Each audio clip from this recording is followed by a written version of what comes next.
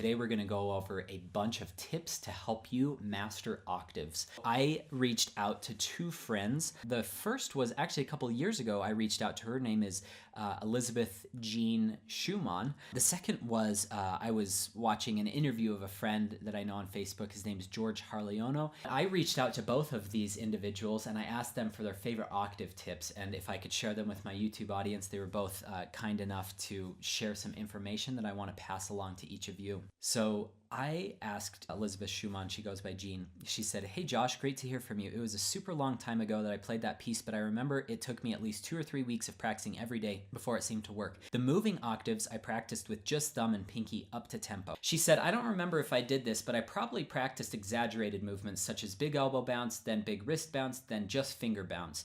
It trains your reflexes. Also, I really liked practicing with metronome in those days, and I still do." Now let's go to George's collaboration that we were just discussing. He said, "I've been thinking about my octave technique, and this is what I've come up with. When playing octaves, the problem for me is not so much the speed, but the stamina required for 3 to 4 pages of repeated octaves. I find grouping the octaves helps a lot, and also not thinking about them and focusing on the left hand helps me too, if you get what I mean.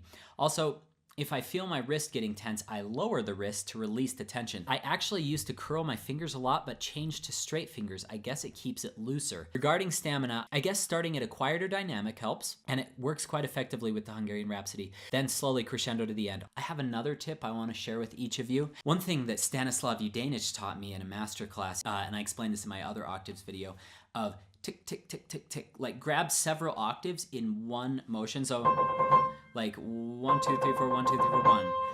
That worked for me for a lot of years in getting faster.